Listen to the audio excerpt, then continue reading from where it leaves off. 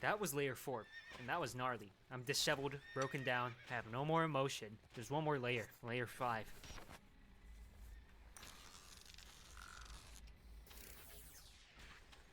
Hello everybody, and welcome to the final layer of the cringe video iceberg. A round of applause to you for making it this far.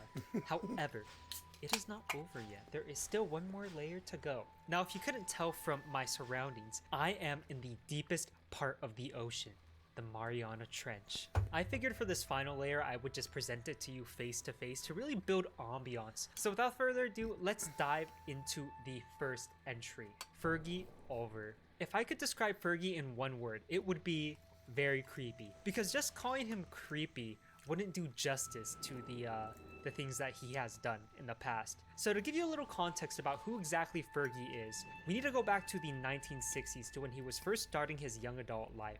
Fergie was actually a semi-pro baseball player in his younger years. He was actually good enough to reach the major leagues, which is something that is very impressive. However, Fergie's baseball dream wouldn't pan out the way he had wanted it to, and by 1969 he was in the broadcasting booth. This is actually where Fergie would find the most success in his career. He actually became a very well-known and very respected broadcaster for the Toronto Blue Jays. He was so successful, in fact, in 1981 he was offered a hosting job for a new game show called Just Like Mom. The game show Just Like Mom had a very interesting premise. It essentially had mothers and daughters compete against one another in cooking challenges or trivia challenges. This is where things get a little controversial. Fergie had a very creepy tendency of attempting to kiss the daughters. That's not even the worst part, however, because if these young girls rejected Fergie's advances, he would still advance on them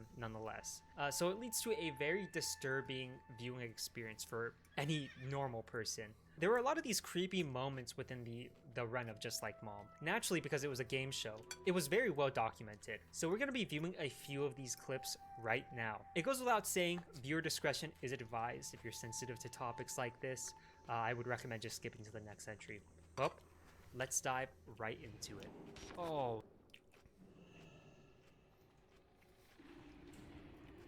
Nothing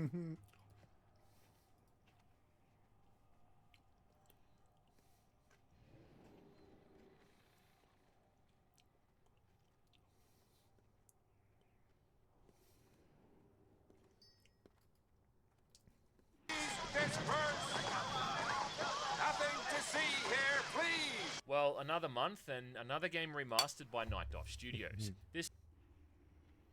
Thank you, G-Man Liz, for the excellent content from my stream. Like and sub to your channel. This video is 2 days old. This time they're taking us back multiple gaming generations to the days of the Nintendo 64. A console so ancient at this point that by modern standards it may as well be the Ark of the Covenant. That belongs in a museum! The latest game to get the treatment is 2000's Turok 3 Shadow of Oblivion, the third main game in the original trilogy and one that up until today has pretty much remained on the console. And if you're one of the many people who missed out on playing this thing all those years ago, which is completely understandable, well, now's your chance to see what you've been missing out on. The greatest trilogy since the Human Centipede. You ready? Ready as I'll ever be. There has been a little bit of drama over this thing's release, with it getting an unintentional early release on the Nintendo Switch, which was apparently a build that isn't quite fully polished, and contained numerous bugs and other issues. So just know that if you have been playing this thing before today and encountered any dramas, that this is both not what Dive Studios wanted or intended. Having said that though, I've been playing it on the PC for the better part of a month, and I didn't really encounter any serious bugs at all. Either way though, it's just a bit of a shame that that whole fiasco might sour what's really otherwise a solid little remaster. Now, I'd wager that probably 90% of the people checking out this remaster never actually played the original, which is fine. Instead, they're just people familiar with Dive's MMO, and probably have a bit of an affinity for older shooters, so they probably thought they'd give this thing a whirl. And Turok 3 is really one of those interesting titles that came out on the cusp of the next evolution for first-person shooters. If you think about it, prior to this, we had games like Doom, Duke Nukem, Quake, and Shadow Warrior. But then towards the end of the 90s was when things were evolving in some pretty big ways. And from 1998 and onwards was when we got games like Sin, Half-Life, Unreal, No One Lives Forever, and Deus Ex. Mr. J.C. Denton, in the flesh. And this is really reflected in Turok 3 because thematically it has way more in common with those latter games instead of the former. The whole level-based approach to FPS design was really becoming a thing of the past by this point, and the genre had become more interested in fleshed out plots from start to finish. Can you take me out of here? And if the goal wasn't to do this through environmental storytelling, it was often done during cinematics. We've always known this day would come. Which is why it's kind of really interesting putting all those original 3 Turok games side by side, because they really all came out across both of these periods, and really are quite different in terms of how they handle their campaigns, with no 2 games really being the same. Turok 1, for instance, was really just a run-and-gun shooter with a bit of platforming on the side, where you navigated these precarious, fog-covered environments to find keys that unlock the next level. Turok 2, on the other hand, was getting closer to an actual campaign, with all these levels having entirely different themes and backdrops, and often really complex and confusing objectives to complete. And anyone who managed to successfully navigate levels like the Lair of the Blind Ones as a kid, without a walkthrough, have probably ascended their mortal bonds at this point and become gods. And then finally, Shadow of Oblivion sits somewhere in the middle. It still has objectives to complete along with keys and items to find, but it's now a lot more linear, requiring less fumbling around trying to figure out where you're supposed to go next. Not to mention, it's the first time in the series where we have fully voice-acted protagonists as well, you know, outside of just grunting in pain, with all these cutscenes where everyone stands around shooting the shit and contemplating their next move. Joseph! Jeez, Danny, you almost gave me a heart attack. And outside of a few key areas, I reckon you could put these original 3 games side by side, and unless you told someone, they wouldn't even know they're all from the same series. He's right, you know. And if this is your first time experiencing Turok 3, well, grab that tech bow and shotgun, and let me tell you what the whole thing's about. Right, so the whole story opens with Joshua Fireseed, aka Turok from Turok 2, having a nightmare about a child being held captive by flesh eaters, who are those ugly looking monsters working for Oblivion. And you might remember these guys from Turok 2, they were the ones that showed up in all those sections where you had to find all those nuke parts. Yep. After the events in the second game, Joshua's now living with his brother and sister, Joseph and Danielle, with Danielle also recently mourning the loss of her husband, Brian. I wish you would talk to me, Josh. You've been such a help since Brian died. And yeah, imagine having a name as awesome as Danielle Fireseed and being married to someone named Brian. Anyway, later that night, they're ambushed at their house and Joshua is sadly killed by a bunch of those flesh eaters. Joshua!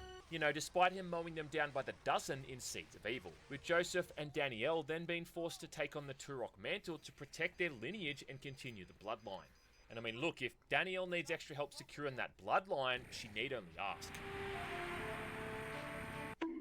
I will say though that it is a bit stupid how they kill off one of the most awesome characters in the whole franchise so quickly. And it's kind of hard to not view this whole opening like it's something out of a Disney movie. I mean, I know Danielle's supposed to be like 27 and Joshua's 15, but the whole premise of these two having to save the world is almost kind of cliche. Or maybe it's more like the never-ending story, with all these characters being this weird fusion of fantasy and science fiction, and unwittingly also serving as a bit of nightmare fuel. I mean, I'm sure I'm not the only one kind of creeped out by all these talking mechanical heads. Be still. So long we have cowered like children. We are the I don't like this game very much. Nevertheless, one of them is gonna have to step up to the plate, because if you've been following along since the first game, then you'll know that Oblivion, who's kinda like Turok's version of Sauron from Lord of the Rings, is pretty much now at full power. And all the events in those previous 2 games have led to this big bad dude's arrival. So if the Primogen in Turok 2 was Thanos, then Oblivion is basically Galactus. Then you must stop Oblivion before it can find this child. Adon returns again as well as sort of a guide for both characters, looking completely different to how she did in Turok 2, and they absolutely knew what they were doing here with some of those cinematic camera angles during the cutscenes. Might have been a dark day for teenagers who had an affinity for blue-skinned alien chicks, but a great day for those with a dom fetish. Anyway, despite who you play as, you'll still journey across the same 5 different chapters, finally tracking down Oblivion himself and ending things once and for all. And your first major decision is who you're going to play as, either Joseph or Danielle. I will bear the burden of my fathers. With the difference being the routes they often take through the levels and the weapons they get. Danielle, for instance, has a grappling hook and can jump higher, while Joseph has night vision goggles and can squeeze through tight holes. Yes, story of my life. Cool. Night vision goggles. which I always found kind of funny given his height is only supposed to be 5'6", which, yeah, I guess isn't all that tall by any means, but it's not like he's a hobbit or anything. And despite being shorter, he's still somehow a better swimmer than Danielle is, so yeah, riddle me that.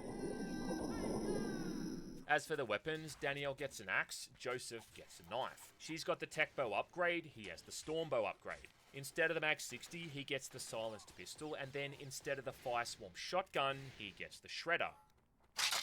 Yeah, not to be confused with the Ninja Turtles villain of the same name. Of course. Of course. So even just in the weapons alone, it's worth experiencing both of these campaigns, even more so considering the different routes they take through certain chapters. For instance, there's an entire sequence early on here in the first chapter where Joseph has to sneak through a museum to avoid a laser security system like he's Ethan Hunt or something. Whereas Danielle just goes through the nearby buildings on the ground level like she hasn't got any shits left to give. I want to say as well just how much these opening levels always reminded me of Half-Life 2, and I don't know if Valve ever took any inspiration from Turok 3, but the way these different streets are blocked off by the police with the mech suits guarding certain alleyways just gave me a whole lot of deja vu from the first time I set foot in City 17. Yep. Yeah, and what a huge departure it is in terms of the tone from the first level in Turok 2. Almost pretty much just being outright horror, with the streets and buildings full of these horrific monsters and the only shreds of humanity left coming in the form of shambling zombies lurking the streets. Hurry, we can get up to the street. Woo, you know you did. In the second chapter as Joseph, you got to move through a pitch black warehouse using your goggles to light the way, along with crawling through empty vents because I guess someone thought that would be a fun alternative to killing things. Whereas Danielle, again, just runs right around as normal. Overall, it's like they're trying to make out that Danielle is better for combat or something, even though realistically, Joseph's weapons are arguably better. I mean, his Stormbow is easily one of the best weapons in the entire game, able to kill most enemies in a single hit, and even making short work of some of the bosses. That Shredder shotgun he gets stuns most enemies who are even hit by it, more or less making them about as effective as a piss stain on a pair of board shorts, as opposed to Danielle's Fire Swarm shotgun, where instead they just run around on fire the entire time. The only legitimate downgrade I think this guy gets is with the sniper rifle, which Joseph gets in lieu of Danielle's incredibly badass Firestorm minigun. And yeah, I mean the sniper rifle does do really good damage, but there's just never really any instance when you have to use the scope to proceed, making it about as useful as nipple tassels on a nun. Still though, experiencing both of these characters gives you a reason to replay the campaign, if nothing else. And that's probably a good thing, considering this is easily the shortest game in the trilogy. I mean, the first game probably takes 5 or 6 hours to get through for a first time playthrough. The second game, maybe 8 or 9, but then Shadow of Oblivion could be anywhere from 2 to 3. So there is extra value there in playing through it a second time to see it to the end, and not to mention just getting all those brand spanking new achievements. But it's never been the longest campaign in the series, and it's made even easier now with the improved performance and controls. And if your only point of reference to Turok 3 is having played it all those years ago on the N64 and never having touched it since, well, playing this remaster is like being given the gift of sight for the first time.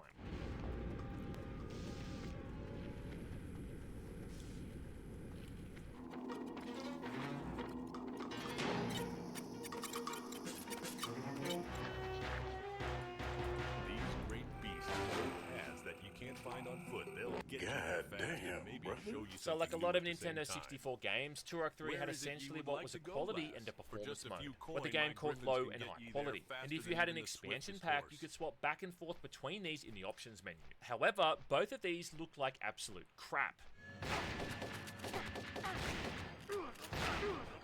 And the 64 really was just one of those consoles where it seemed developers didn't give two shits about how their games ran, just as long as they looked any kind of decent. And with the Turok series, especially Turok 2 being a pretty damn good example of that. I mean, go back and replay Turok 2 on an N64 nowadays, and try and tell me with an honest face that it's still playable. Nope. It was terrible. It sucks. It's one of the only consoles that I know of that had a peripheral that improved the graphics. But that improvement came at a great cost when you consider the overall performance, with the high quality settings in a lot of those games often causing them to run really poorly. And again, much like the whole quality mode argument with modern consoles, it seems kind of pointless. Simply I don't want to go back to any of these.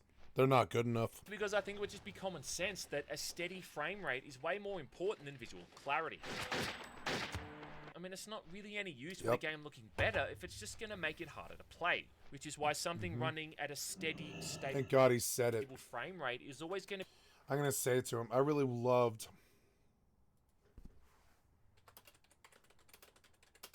what you said here about frame rate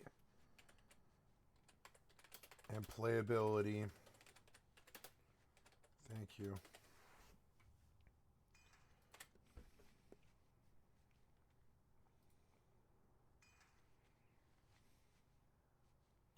I always mistype with this keyboard. I hate analog keyboards. I don't like playing with them. than it hobbling along. You've also got to consider that the year 2000 was really near the end of the 64's life cycle, so developers were clearly trying to squeeze as much as they could out of the platform despite it really being past its prime. Which is why despite Turok 3 looking as good as it did, for a Nintendo 64 game anyway, time has really not been kind to how it plays. One of the absolute worst areas in the original was playing as Danielle and having to go through those warehouses in the second chapter, full of all these mutants that look like what would happen if you flushed a deformed frog down a radioactive toilet. And on the 64, this whole section honestly seemed to run at a single-digit frame rate, making it so much harder than it really needed to be. Same thing too with the boss fight at the end of that chapter. I mean, it was an outright exercise in patience and coordination. And you're probably wondering why I'm explaining all of this so much. Well, because I'm trying to emphasize just how much all of this has been improved in the remaster. Yep.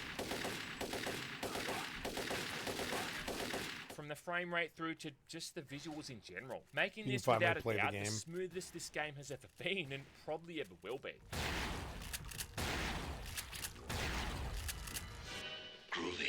And I think few people are really going to appreciate just how much better it is to play this thing. So, I mean, obviously you can now run the game at high resolution. I want to do the Turok 1 remaster. I didn't know it existed. I didn't know they remastered Turok. Turok 1 I really liked a lot. It was a very long, annoying game, but it was like well made, and it was almost like the closest thing we had to an open world for a while. Because, there was level ends and level starts because they had to do loads. But the levels themselves were huge and wide open. It took a while to navigate, and there was a lot of, combat, and it was pretty good. Improved texture work. Turok 2, I did not think it was such a good game. It was far more linear, and it was far more, like dungeon crawly. And 3, I didn't think was a good game at all. And that's the one he's talking about. Some of the main characters. I don't understand, Josh. I don't expect you to. I'm not sure I understand myself. Night Dive have also taken the same approach here they did with the Quake 2 remaster, really overhauling how the lighting works, and in some instances to a really impressive degree. Where Quake you can again 2 see dynamic remaster. shadows moving across. Let's look at that. I had no idea they did a Quake 2 remaster. They're cash grabbing, huh? It seems like it. I had no idea they had a Quake 2 remaster. Let's go look at that. Wow, I had no idea. I might have to do that. Shit. It's 3 months ago, huh? Yep. Bring it to it. I don't need your loud metal or whatever. Turn it down. Yep. Ooh. Oh, wow, yeah.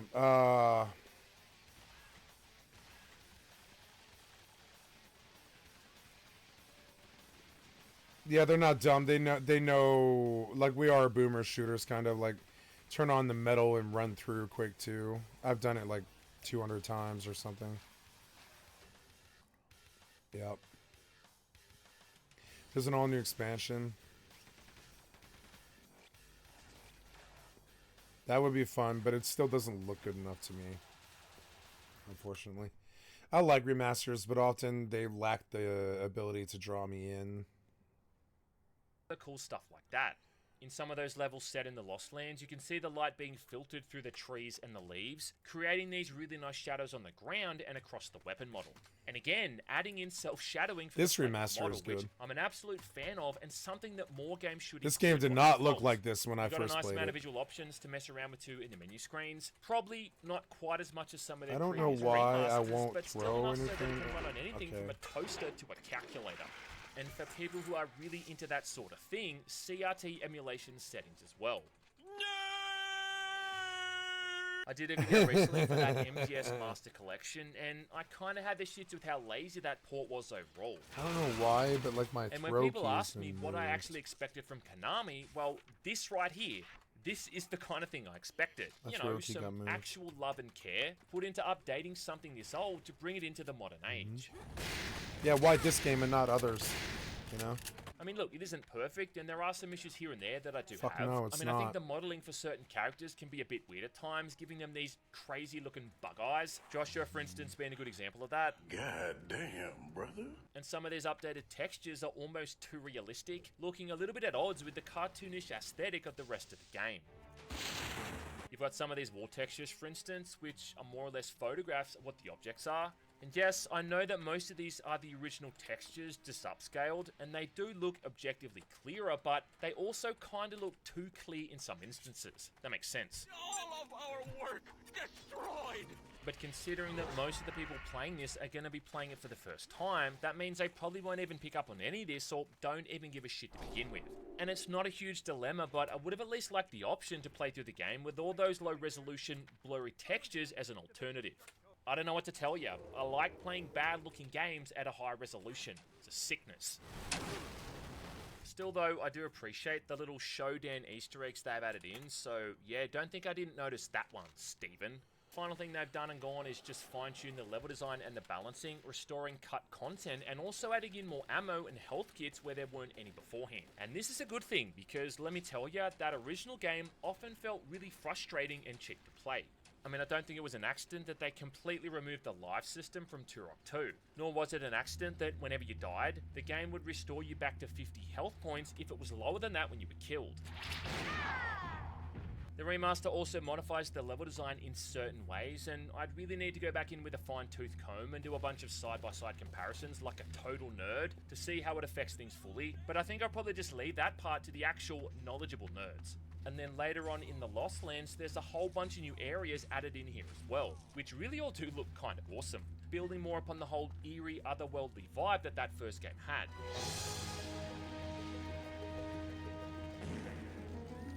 And again, I mean, for first-time players, this kind of stuff's going to go right over your head. But for people revisiting this game who are familiar with the layouts, stuff like this is like a fun little surprise that keeps you on your toes. And it just does wonders to again show you that actual care and detail has been put into the whole remaster. Warning. Collision in 30 seconds.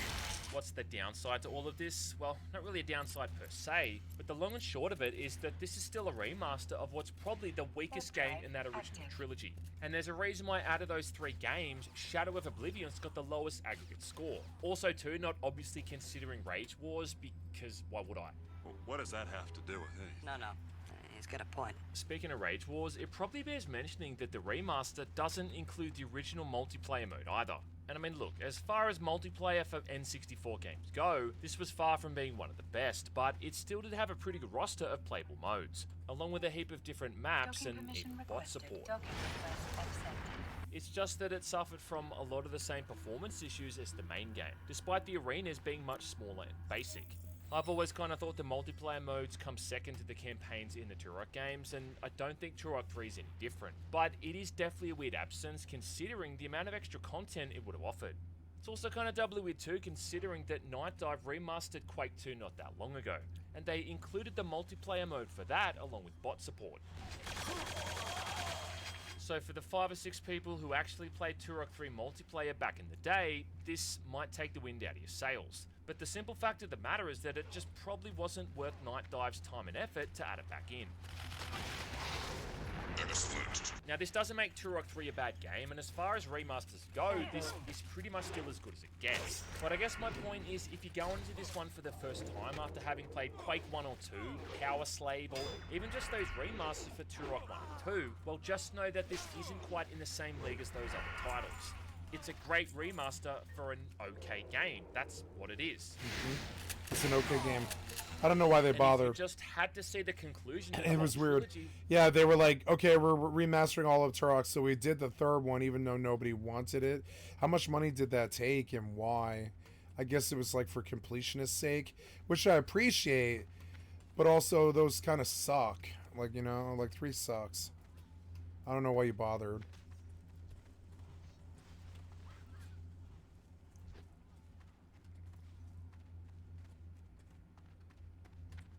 Fucking a lot of people here prime time. It's annoying. I'm gonna get that, but just know that for a lot of fans, this is seen as one of the weaker games in the franchise. I don't know. Doesn't change the fact, though, that I this was is a fan. without a doubt the best way to play Turok 3. And Night Dive Studios have again brought a 20-something-year-old game into the modern age and done it pretty damn effortlessly. In an ideal world, every single old game from the 90s or the early 2000s will have some kind of remaster made by these guys, and I hope when I start getting my kid into video games, I can just refer him to their library to get him started. But for now, we're gonna have to settle with what we've got, and luckily that's not really a bad thing. I hope his kid becomes a legend. I think the scariest thing about this remaster is that it just keeps bringing us closer and closer to the day when Night Dive are going to have to get around to remastering Turok Evolution. And when that day comes is when we're going to be in some serious shit. Because I fear no man, but that thing, it scares me.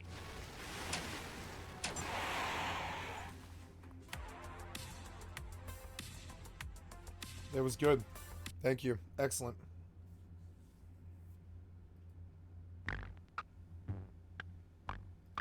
Thank you, the Cinema Cartography, for the excellent content for my stream. I'd like to sub to your channel. This is a popular channel.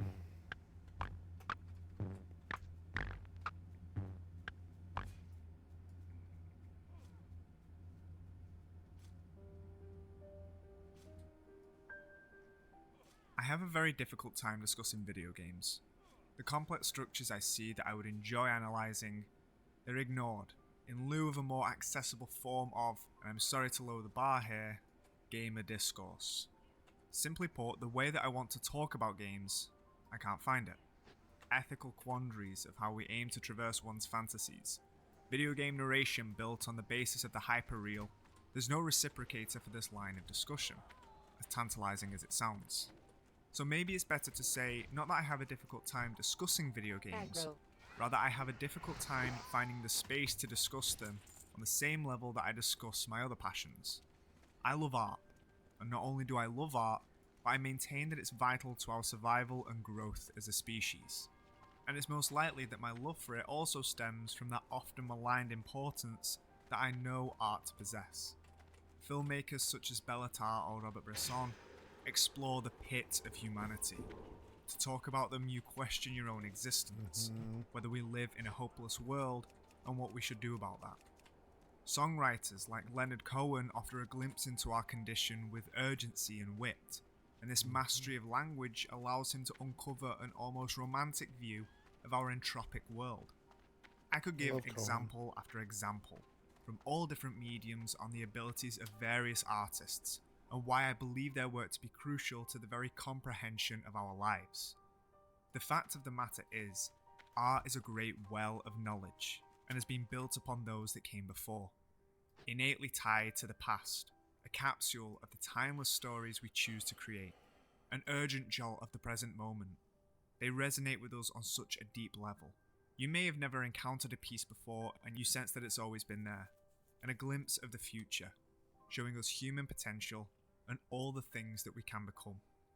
I always stress the importance of reference in art as a method of living, because if you can compare any facet of your own life to that of Hamlet and Ishmael and the Abrahamic stories, then life opens up to you. You understand more, and you also question more, and everything around you begins to carry such a profundity, whose veins run so deep that the once hidden truths of life all of a sudden are offered such clarity. That is what art offers. And the reason that I have difficulty discussing video games is because within that medium, such a conclusion is a much more daunting task to reach.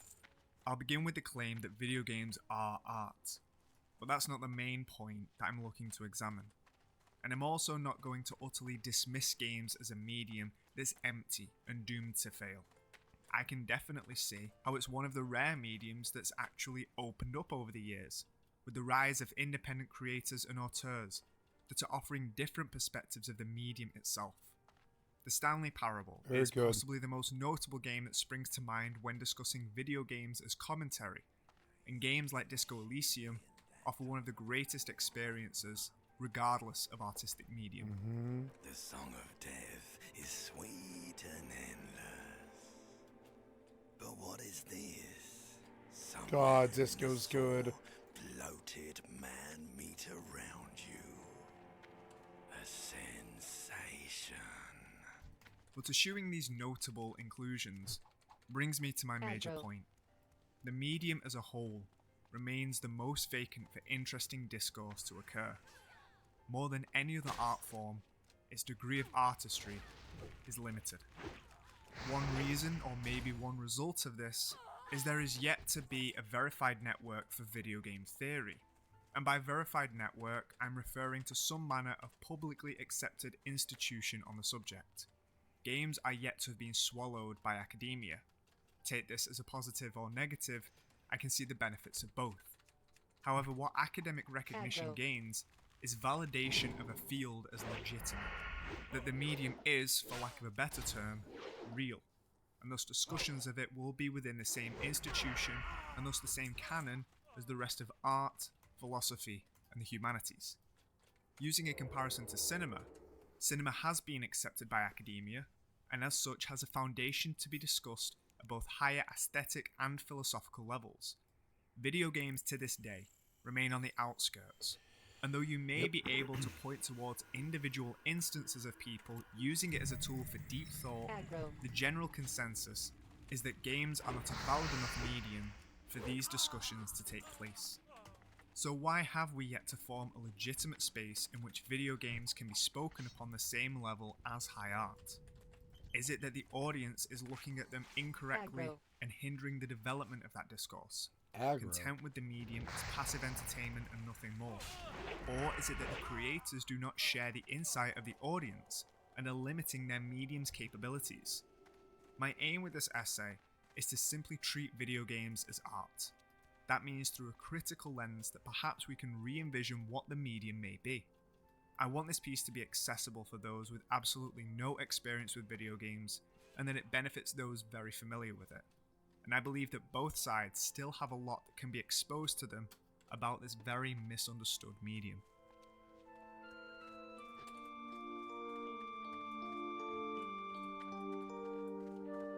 Seven was very deep for its time.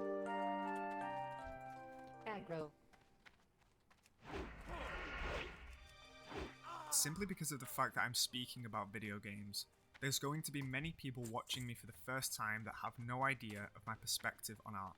So in this instance, for everyone watching, I should give some personal context before my analysis.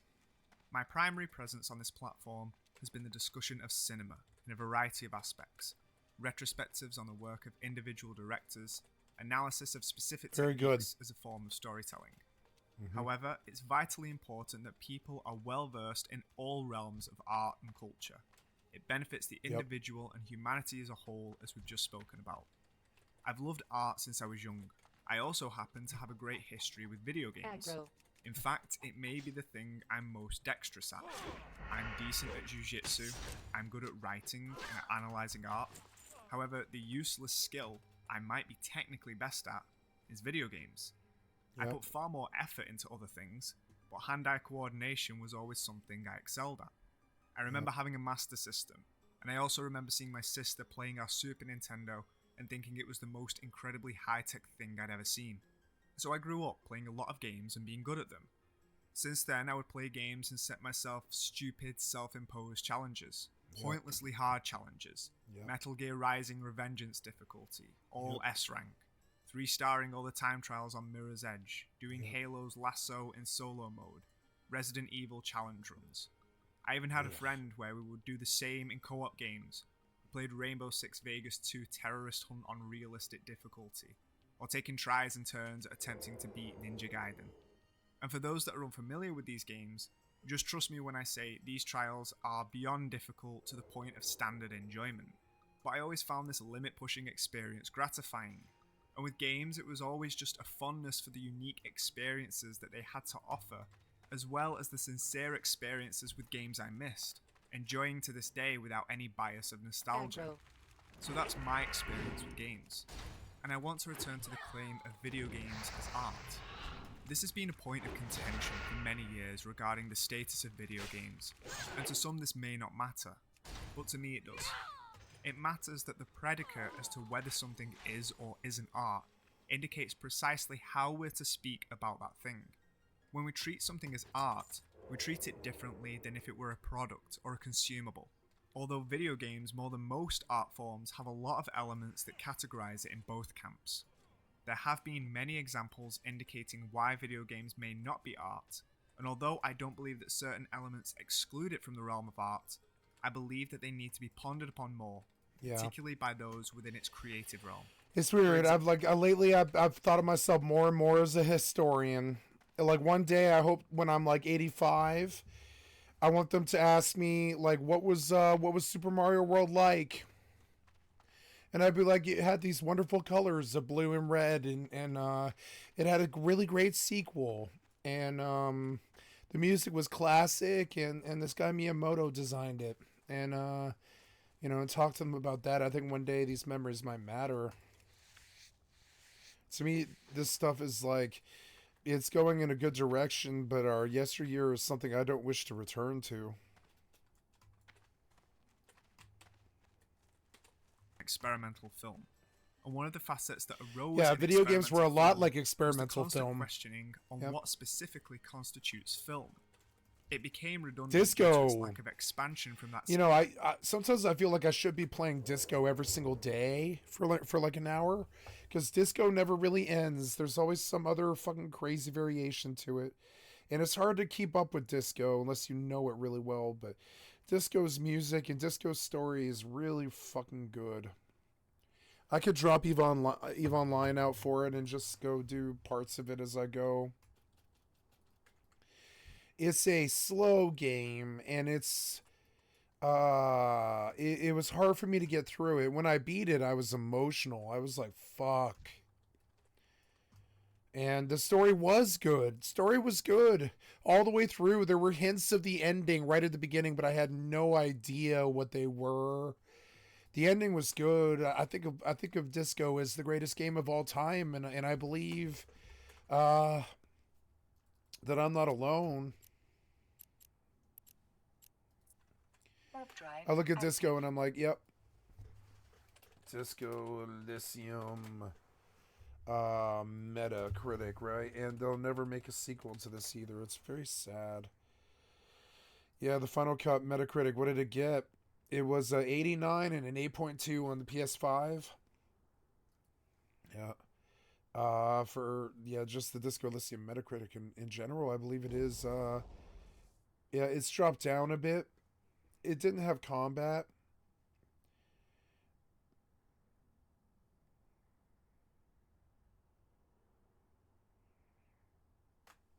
There was really good woke commie propaganda in it. Of I loved what it. really is this medium. But most mediums in their development begin to reach a meta-awareness in which they attempt to deconstruct their very forms in order to realign perceptions of them. Games haven't quite had that transgression yet as to what constitutes a game, minus a few exceptions. Few games do begin to approach this line of thought, which we'll discuss in detail soon. Wow, that's but not many Vagrant's have story. strayed too far from the simple idea of a game. And if anything, what games strive more and more to be is less than that of a game as they teeter into the cinematic medium.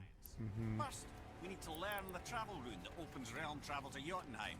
Second, we need to carve that rune into the special gateway. That one of the peak where we first met you? Correct. The overwhelming majority of games do not carry that transgressive edge. and the artistic process that appears so prevalent in every other medium appears incredibly absent from the game-making process. The understanding of the language of their own medium, how the relationship between creator, creation, and audience relate to one another, how the limitations of any medium are what gives it its identity. These are a fraction of the infinite spectrum that's in effect with any piece of art, and I see the potentiality of video games squandering this by offering us very little depth. So for now, I think I should divulge into the intrinsic barriers that video games must address in order to be appreciated and perceived beyond the level that they currently are. I'll be segmenting this analysis into two major categories, and the first of that are the mechanics and systems that video games operate in. The one on the right. Are you sure?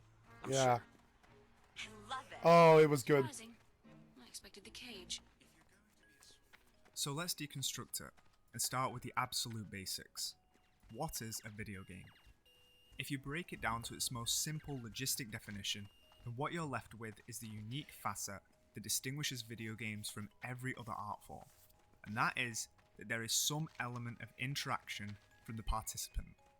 This seems to be the only exclusive component that defines a video game, other than it harnesses some manner of digital technology which separates it from other types of games. You are in control of something in a diegetic space created by someone else. No other element is only used by video games, and nothing else seems to appear as a universal cross-section within the medium. You could say that although there is often storytelling, oftentimes there's not. You could stretch the limits and say that the narrative of two people competing with one another is the story of Pong, but at that point we may be reaching the limits of applicable analysis.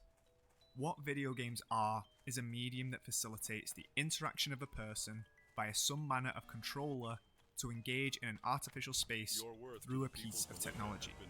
So let's apply that to Pong. Pong certainly fulfills that criteria, but rarely a categorization reports that these defiers have been looting and pillaging the countryside all the way into southern Westfall.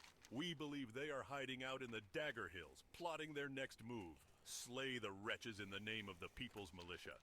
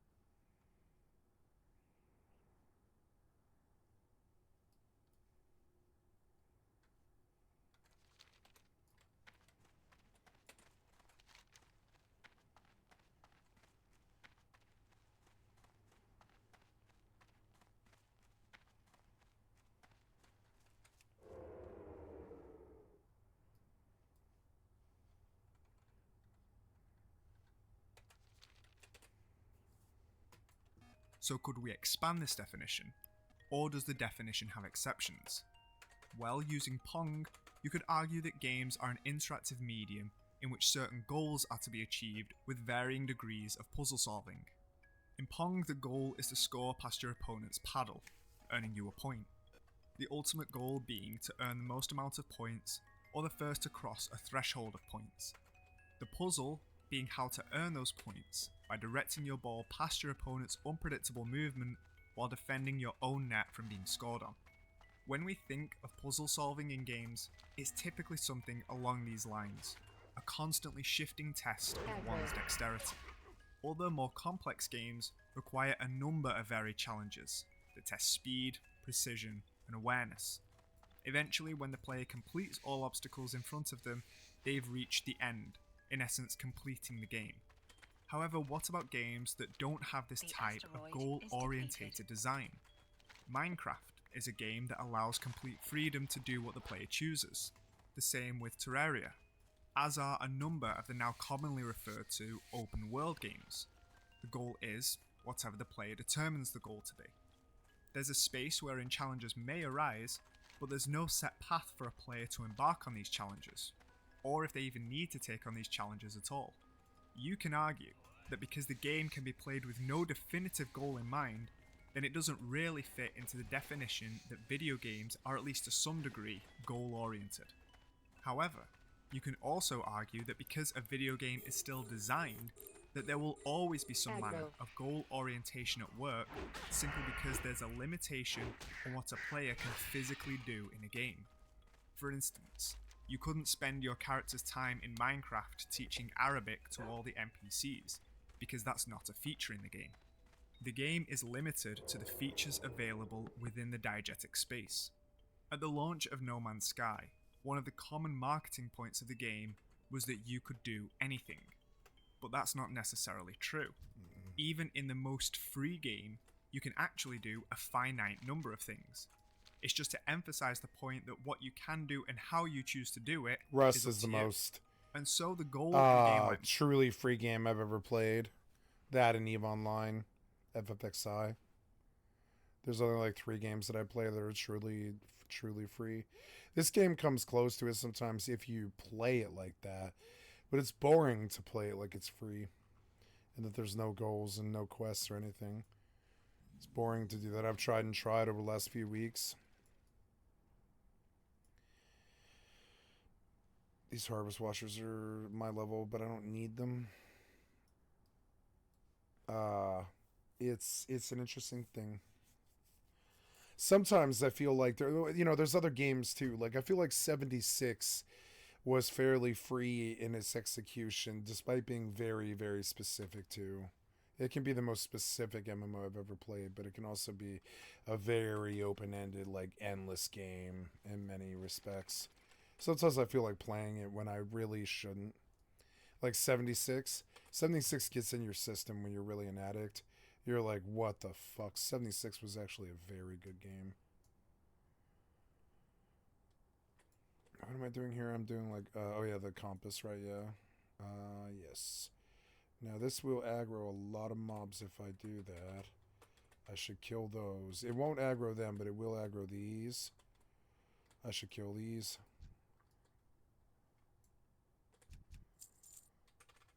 Come on, man, sap. Aggro. Come on, man, sap. What the fuck was that, man? Fucking sap next time. I was in combat, I guess. She saw me is what it was. Huh? Sure, I guess. Yeah. Trying to phase me. Where is this guy? He's like over there. Yeah, he is over there. What the fuck? Yep. And, The asteroid is depleted.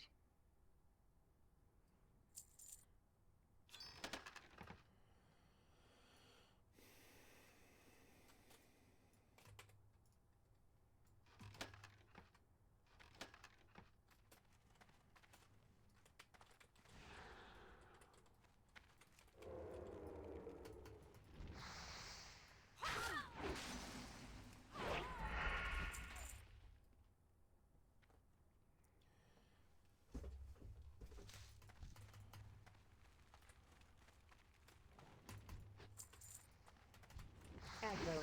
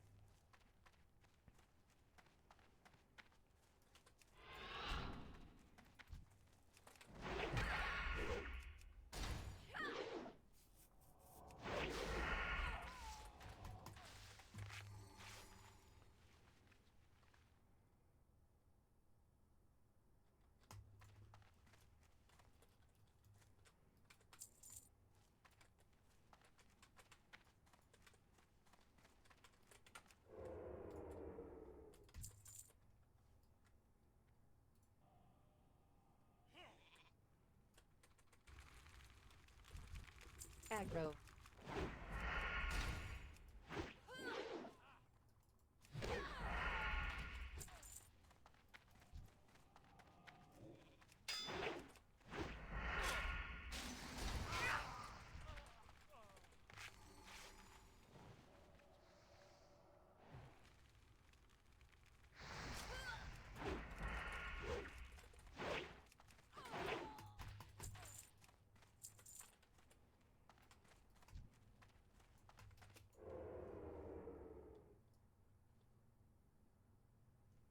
Aggro.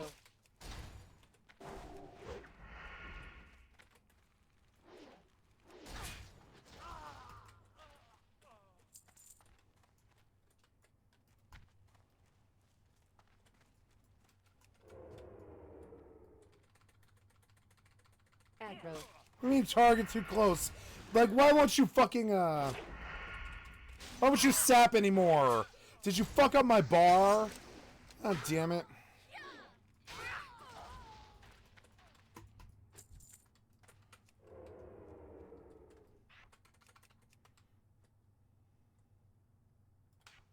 Yes, you did.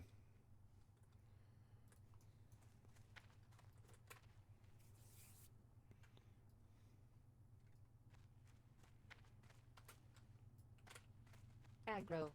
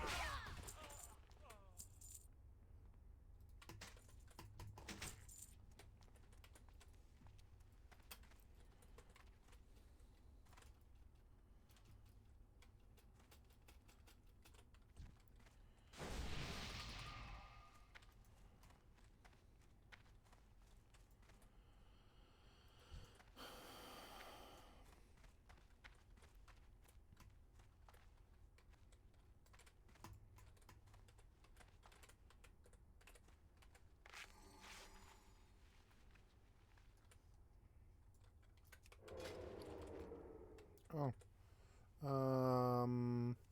What do I give him? Silver? No. Thank you.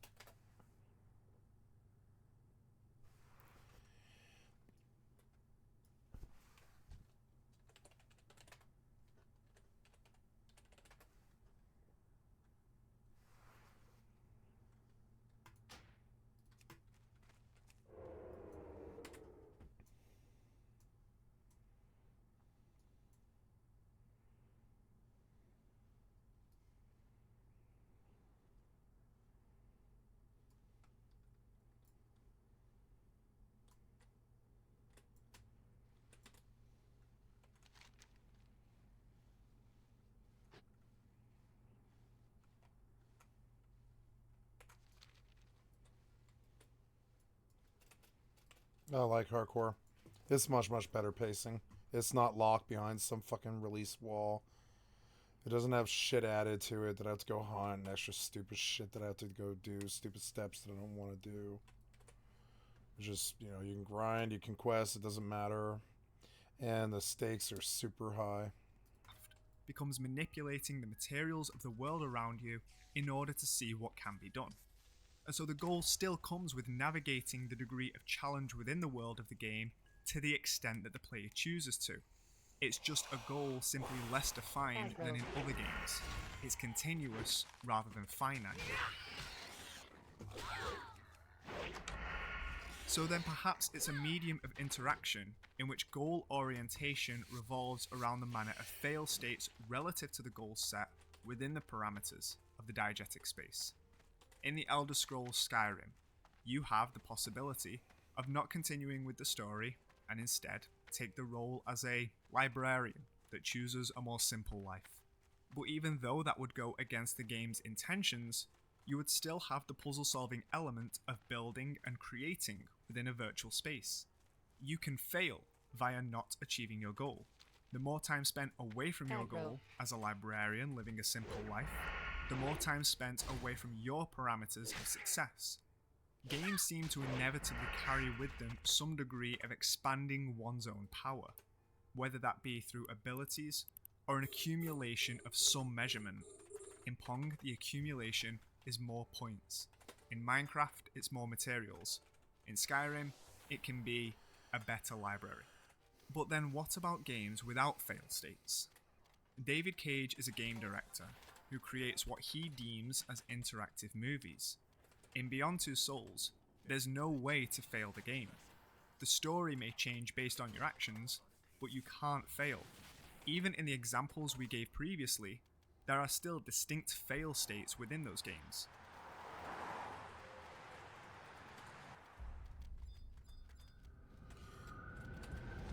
The tiger got intimidated by that crappy sapling that was 11 levels lower. Seems so weird. The only way to do something wrong in this game is by simply putting the controller down. As long as you're interacting, this is the only state of being that matters. What does goal orientation matter to a game with this perspective? Yep. We can see how defining a game begins to tear apart at the seams the further we progress. I suppose we can agree that it's some form of expression, whether that expression be about certain thematics or simply the expressions of ideas in puzzles through the spatiality of computer-designed space. But by the time this we camp reach has good VR, singles. simple interactivity has already blurred the boundaries of what constitutes a game, and so the definition already doesn't 100% apply. Therefore, for a game to be more than just interaction via a means of technology, fine, I'll deal with we it can later. be precise in saying that there should Yeah, be my some hurt. goal I hurt beyond that thing the pretty hard. predetermined I experiential hurt right now for nature, some reason. wherein there is The a swords and process all that of agi interaction that can to some this degree level. manipulate the diegetic space of the world. I like And that there's then no maybe casters in the Riverpaw you have a tribe. definition. It's actually kind of cool. I like how they look. They look so cool. Big fucking smile. Choosing for you. I hate him so much. Fuck you, CIA fucking smoking man. I hate you so This may much. sound Fuck you, convoluted, G-Man. but I'm I'll attempting kill to you, find a G-Man. common starting point to analyze what a video game is. I'm also attempting to show Fucking that video CIA games in spook particular asshole, are just smoking so man, difficult to I even kill apply JFK a motherfucker. definition in the realm of the arts. Some may Fuck, say that kill film you, is the fucking illusion of G-Man. motion through Give you photography. fucking G-Man badge on your have fucking shorts, forehead. You have features, you have television, and so equally there is disparity between what constitutes a film. However, we can still distinguish the art of filmmaking as it encompasses all of these variations. The difference being that although there is diversity within cinema, there doesn't exist a film that hasn't been shot with some kind of camera and doesn't end. I'm displaying that there's a much more cohesive structure for how to define and thus categorize art forms such as cinema than there is for video games. An argument that appears to rise many times is that video games are simply an amalgamation of other art forms with the added aspect of interaction. However, to also defend the medium, this is a moot point. By that logic, cinema is also essentially a combination of the arts of music, theatre and photography. And if you want to push it even further, the art direction department alone is a combination of fashion, carpentry and other fine arts. Imagine if you said that theatre is just the art of miming but with sound. The more complexities that are added to an artistic medium, the more it opens space for utilising other art forms within it. Film takes photography and theatre, but adds montage, and that's its unique variable, which is the major separating factor. Art isn't inherently diminished with the pluralization of varying art forms. A piece of music can coincide itself with a music video, bringing the art of filmmaking into the fray. Though that doesn't dismiss it as a lesser art form, simply because the primary form is less concentrated. The manner one experiences art has and always will be a primary Dodge my measure gouge, that of the son of a art bitch. itself, and it's goal-oriented interaction that's the limiting factor for games, and therefore its primary facet. So now that we have a basic definition out of the way, let's analyse how this interactivity works as both a benefit and a barrier for the artistry of games.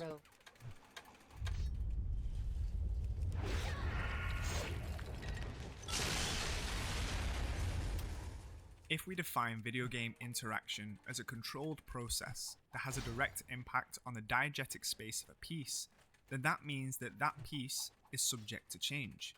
Interaction results in experimentation, because there is an absolute objectivity in how a thing can or will be experienced. That experimentation can also be called exploration.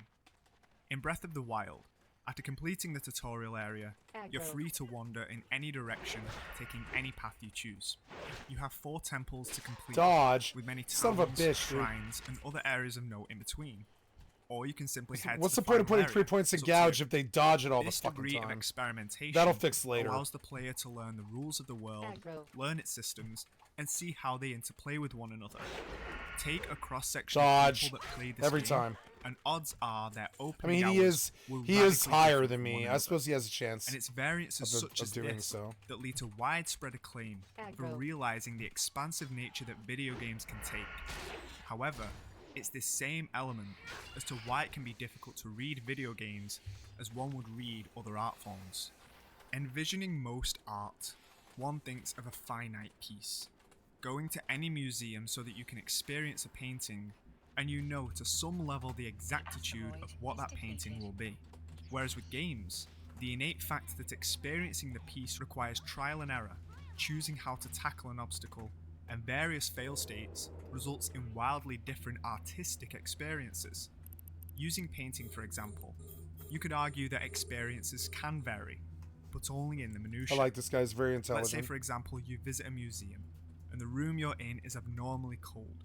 And so when you finally see the art piece, your physical discomfort may impact your perception of it. If you saw a Rothko piece, your irritation may not allow you to appreciate the interplay of colour, something that's supposed to be a calming experience. Now, instead, say you're to see a Francis Bacon painting. The coldness of your surroundings in this instance may in fact enhance your experience. Everything is cold and you're in hell. This applies to all art forms, but still, even stretching these variables to their absolute limit, it still doesn't alter the piece itself. There still exists a finite piece of art that may have had an ideal manner in which to experience it, but that art itself doesn't change. Video games do not share the luxury of being finite. Video games are defined by their experience, at a level equal or perhaps even greater to their design. They're measured by one's individual explorative discoveries, as well as how the means of those discoveries are placed via the designer. Using Metal Gear Solid as an example, a sandbox is developed which gives the player many tools to stealthily traverse their environments. In the first game, this is primarily through hiding and sneaking up on enemies, but there are different points of entry, and the tools that your character carries have a multitude of effects, from disabling cameras to leaving distractions. In essence, though the game is very linear, the journey can be greatly varying. As we work through the games and technology increases, the games become more complex, reaching their finale, Metal Gear Solid 5. Now, the basic sandbox is similar, however the system is unparalleled in its complexity. For one, the game is completely open world, meaning that you can tackle any objective from any entry point or direction. On top of that, there's a dynamic weather system, which impacts enemy sight and sound detection. You can leave decoys, tranquilize enemies, interrogate them. Even the movement of your character has become so sophisticated in the amount of things you can accomplish just in moving from point A to point B. This is a form of game design that champions the unbridled freedom that comes with prioritizing experience over the design. Although a sandbox of experience is created by the designers, with the sheer amount of variables that are involved in ever more complex games only rising with technology, this idea of a definitive way to approach a game becomes less and less feasible. The tools are given to the player, and it's up to them how they feel they should approach it. As games become less reliant on the limitations of their technology, the freedom of player agency rises, and with such diverse responses and approaches, it's harder for an artist to convey to the audiences the messages and themes they wanted to. The more streamlined and linear a game is, the simpler it is to pinpoint through the design the most definitive way to play the games, as the designer can more closely anticipate what the player is going to do. The obvious caveat being that this methodology is at odds with the aim of exploration. If the unique facet of games is contingent on experience, shouldn't it then mean that the primary evolution of games should be one with less focus on linearity and objectivity in game design, and one that leads towards a type of game design wherein even the designer himself won't know what will occur? Another settlement has sent word that they need our help. I'll mark it on your map. Go find out what they need. We can use more settlements supporting our cause. This is because video games work in ever more complex systems that interplay off of one another. Perhaps the zenith of this type of game is Dwarf Fortress, in which every detail of the game is an asset. The digestion of the characters, how the earthly elements interact with one another, and the properties of all different types of surfaces are measured. This resulted in an event in which the cats in the game were getting drunk and the designers didn't know why. It turns out that some characters would spill beer on the floor, and then stray cats would walk through the puddles. Then the cats would clean themselves by licking their paws, and in turn, get drunk. This is the kind of fortuitous design that can only come with accepting that some details are too much for a person to logistically create, and so systems are created or procedurally generated in order for players to have complete freedom. So how does this relate to discussing artistic merit?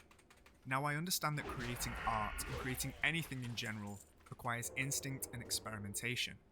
However, I'm still a firm believer that in any art form, there's objectivity in its quality, and the bedrock of any creation should come with skilled virtuosity and some degree of certainty in what the artist hopes to achieve. And it seems to me that it's these pieces of art, regardless of medium, that have the most staying power, the greatest resonance with humanity. Paintings of the old masters that are so meticulously crafted through their composition and the meanings they aim to evoke. And that piece is the ultimate. It's unchanging. This is because we have an idea of the finality of a piece of art. But because the manner in which a person experiences a game is in their hands, it can never be definitive. Just look at the diverse ways in which people play games. Speedrunning a game as fast as possible, self-imposed challenges, even actively attempting to do the opposite of what's expected. In a side-scrolling platformer, the idea of someone choosing to go left instead of right most of the time is simply not anticipated. There are obvious goals that game designers create as markations of achievement, finishing the levels, reaching the end credits. But the manner of how someone does that, and if they even choose to do that, is up to them. Like the librarian choice in Skyrim. There isn't really a parallel with this experience with any other medium, and it all comes from the simple fact that because of interaction, the player may be more in charge of the art piece than its creator. And so we reach the crux. Can an art piece, in which I choose how things are going to occur, be examined tonally and thematically?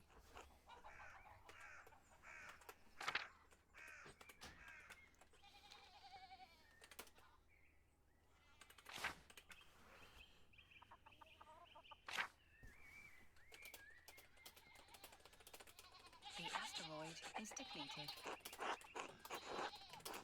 Of course, there's the obvious dissonance that occurs in games that employ a likable protagonist, such as Red Dead Redemption, in which I can, outside of the game narrative, commit nothing but awful crimes, separating my experience from the one the game set up for me.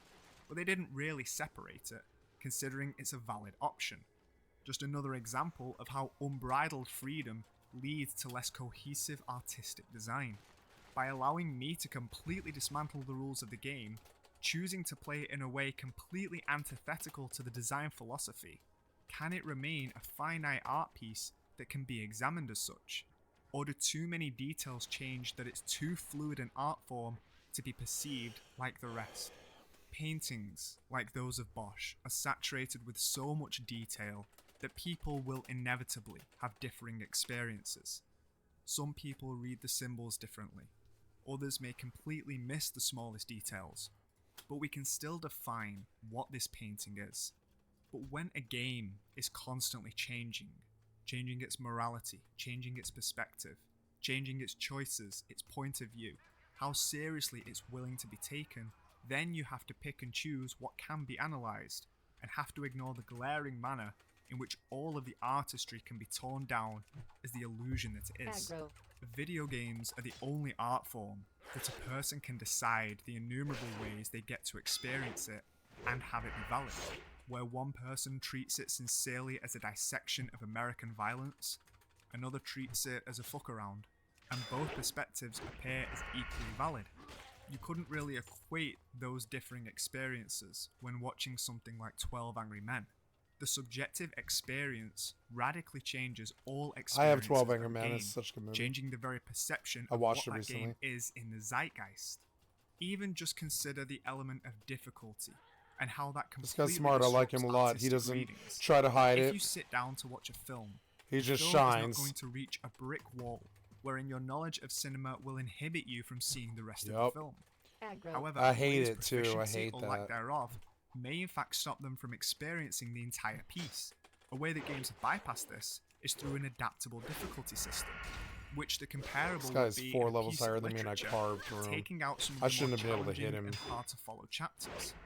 We ultimately treat video games differently as an art form because of the importance But I'm getting the of pause I need off subjective them. experience. Which is good. Ultimately, the idea of archiving a video game as a piece of art has to bypass all of the infinite variables that emerge when we bring player control to the table. Imagine a sculpture being constantly repainted, or an album re-recorded with changing lyrics. Yep. We wouldn't be able to categorize the art unless we created some manner of canon in which there was generally accepted to be a definitive version.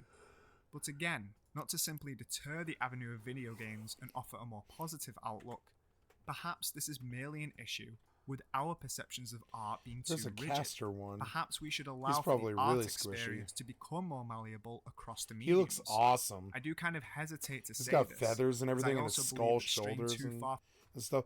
Look how awesome this mob looks. He's red, but he'll fucking die fast. I don't know. If I aggro 2 of these, though, I'm dead.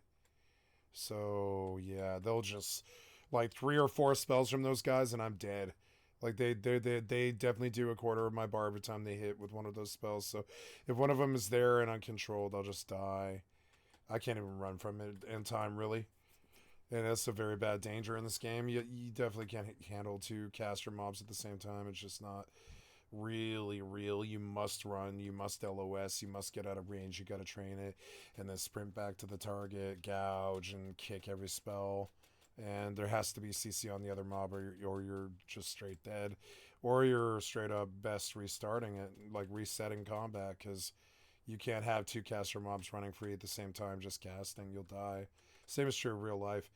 If you're trying to attack 2 people and you're alone, if one of them can just stand there and aim at you and fire, you're dead. You know, you're dead. There's nothing you can do to stop it. They'll hit you every time. They'll have the time, just very carefully, kind of take their time, go blow, and hit you in the fucking forehead every shot. You know, this is how range combat works. So you can't have 2 range combat dudes just like shooting at you. You better have a bomb that kills both or something, Because otherwise, you know, one of them's just gonna free shoot, is what we call it in WoW, free shooting or free casting. It means they're just unabated, they're unkicked, they're unstunned, they're unblinded, they're just standing there raining spells, and yeah, that's a no-no. That'll get you straight killed. You cannot have two caster mobs just going nuts. It's fastest way to die in this game. You got like 10 seconds maybe before you're just straight up dead. Like dead. Like restart the character dead, you know.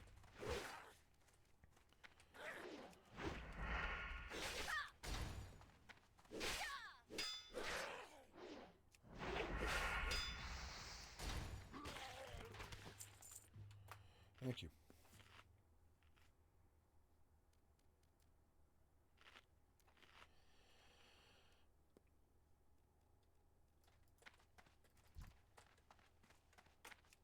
Got a garrote open, it's much easier. Fundamentals in art very often I wish I had leads to distract chaos. and I would feel a But lot when safer. analysing This guy is squishy. just how different the medium of video games are, it seems as though we shouldn't attempt to pigeonhole it into the framework that we have for other arts. Dodge. He killed though. He's dead. Because of interaction, video games will of course have some deviations in experience, and this is the only possible way to read a video game. There, I got that The one. only way to avoid this would be to create a game so linear that it could dictate the exact same experience for every participant. That would mean that only one input at a very specific time would work, and every incorrect input would result in nothing Very happening. bad. And so video games are perhaps the most fluid of art forms, when we take them at the base level of what they simply are. Experiences that differ from person to person around a design framework. Only by accepting that are we able to begin to read them as art. But We're then, gonna ding if out we these guys, imagine which is for a good. moment They're the only ones who pay a any cinema XP that's that had worthwhile. this degree of audience input, it would Try to make obviously be a far thousands, more you know? limited experience than games, as there wouldn't be anywhere near as many diverse options. But can you imagine a film where the cinematography, art direction, even the narrative of a film is in the hands of a viewer? The question then returns to, would those pieces of art be able to represent humanity if they weren't so finite and ultimately final? If in The Godfather you could choose the perspective of who you follow, or in Taxi Driver, if you could move the camera around freely during Travis's monologue as though you were Gordon Freeman in Half-Life, I still maintain that video games are art, but their artistic achievements are both boosted and hindered And better. by the simple act of player interaction. They achieve more with them Because the player than reigns Hollywood, supreme in in the my world opinion. of the game, it's ultimately catered for them. And I there's have a a taste simple for it. reason for this, which brings me to my second point. I want to play that game, but I don't want to. I don't want to pay for it. Video games, by most parameters, need to be fun. The experiential element is not like that of literature or cinema, in that something serious or draining will want to be undertaken by people. We choose to watch films like Saturn Tango and Showa. We do not choose to play emotionally and physically draining games in order to convey those same feelings of inertia. Those ideas are more hinted at through video games, but the experience of legitimate negative emotion has yet to be synthesized within the domain of video games. Using Saturn Tango as an example, it's a film in which the actual watching of a 7-hour monolith is exhausting. Its usage of the time watched is reflected within the inertia of the diegetic space. This is a synthesis, where process and content meet. The idea that playing a game could convey those emotions through the act of playing, some may say, is an impossible task. There are certain emotional states, such as fear, which can be synthesized through a gaming experience, but this can put us in an adrenaline-fueled state, which ultimately can be an enjoyable experience. But legitimate introspection of one's humanity, or the experience of sadness, very rarely is this incorporated into games, and even less so successfully. Greek dramaturgy is the genesis of this thought process, in their idea of catharsis. The reason that we enjoy experiencing high drama is because those negative emotions that we recognize in a character become purged in us, making us feel a positive emotion. but with games this manifests itself in a very different way. I'd like to use a specific example for how to illustrate this. The first time that my wife played through Dark Souls 3, she reached the final boss, the Soul of Cinder. Now to summarize the impact of this boss, it's an amalgamation of every single person that's ever been in the same position as your protagonist. Every character that attempted to prolong this dying world for some faint glimmer of hope, and they have been metastasized into this final entity. And so you defeat the boss, but then something happens. His demeanor changes, his moveset changes, and then the music changes.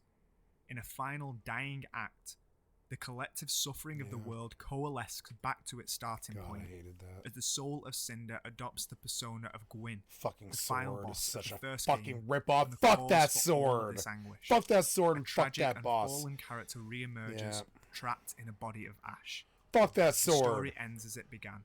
I All you liked have to do Bloodborne is much kill better. once Ending more Bloodborne was the the same desperate thing, but man it was that much, began much this better. cycle. And he's right at the start of the game, too. The last boss of Bloodborne, he's right there at the beginning. It's fucking sweet. It's a deeply He's like- emotional moment. Like, the as whole mood time, you shift- don't know it, but the whole time, the puppet is standing 10 feet from the end boss. Did you guys know that about Bloodborne? I suppose that's a spoiler, but not really. The last boss is, like, literally 10 feet from the puppet. The puppet is the lady that levels you up. And the whole time in Bloodborne, the last boss is 10 feet from the puppet, which is, I mean, it's not 10 feet, it's like 50 feet or something, but it's like right around the corner from the fucking puppet through a gate is the last boss. And I thought that was such cool design. The whole time you're like sitting there by the puppet. Around the corner, down the hallway is the last boss, and he's a bitch too. He's like the hardest boss I've ever fought on a controller, I think. He's a bitch. He sucked. He was such a bitch. He was such a cheater. It took me a while to beat him the first time, like an hour and a half or something. It took me. He sucked, but I got better at him. I'm good at Bloodborne, period. I'm like good at Bloodborne. I've spent a lot of time playing it. Aggro. I really wish they would bring Bloodborne PC port, because that's a game that would actually fit in my agenda. You know, I would repeatedly beat Bloodborne, I think, because there's kind of a cool system in there where you can just keep upgrading your shit forever, you know? It's from heroic to outright trauma. And when my wife played this and got to this moment for the first time, she continued as much as she could, until she accepted that she couldn't, because she was crying. She had to accept that she wasn't going to make it. Now for me, this is the perfect anecdote to illustrate catharsis in video games. Because although she experienced an incredibly deep emotional response, which is what the game wanted to evoke, it had to be embodied differently to how we experience other arts. It's okay, babe. You can come back. In order to you can come back, and after sleeping for a few days, your brain literally assimilates the information that it saw that day, and you restivate on it, or whatever you want to call it. You like ruminate on it, and you wait, and you're restively thinking about it in your background and stuff. This is the true to all really bad bosses, and you come back fresh like 3 weeks later, and you might die again. You might die again 2, 3, 4 times. It doesn't matter. I mean, like 3, 4 attempts or whatever. But it's not like the save is going anywhere. And at the end of it, you'll beat it. It takes a while. We've all had them. We've all had those ones we're emotional about. What the fuck? I can't seem to do it. Emotion. Yep. She had to have a moment of reflection. Yep. Remove herself from the act of playing Take in order out of to it reach and- it. Because catharsis requires a degree of introspection, whereas playing a game requires engagement. The same way as in a high intensity situation, your body is numb to feeling until after the adrenaline wears off and you start to feel pain. Emotion works similarly with games. You're hyper-focused on the goal orientation of the control that you're seemingly able to bypass the actual emotional catharsis. In essence, the two states of being are mutually exclusive of one another, or at the very least, they can't entirely overlap. Aggro. The moment the process of playing actually evokes those emotions is the moment it stops being fun. The benefit of this, however, is that other thrilling emotions, like enjoyment or fear, may even be amplified through the gaming This guy experience. But was again, roided. this merely exemplifies the need I that could have games and lost movies this be one. Another example still could lose is this. in one of the greater No. meditations on the nature of video He games. should have given me my in item. Spec It Ops would have The been. Line. It would have felt right.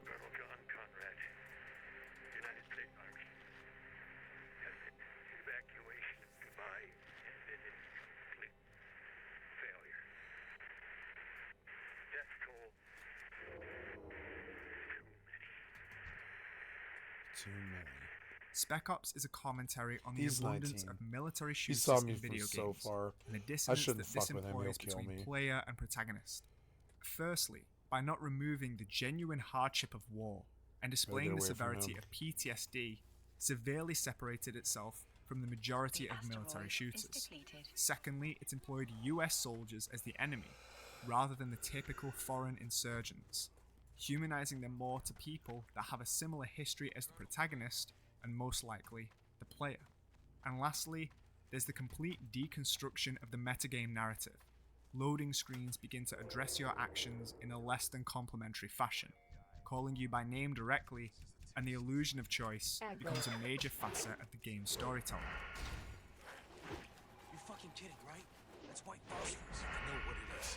You've seen what this shit does. You know you can't have a choice, Lugo. There's always a choice. Yep. There's always a choice.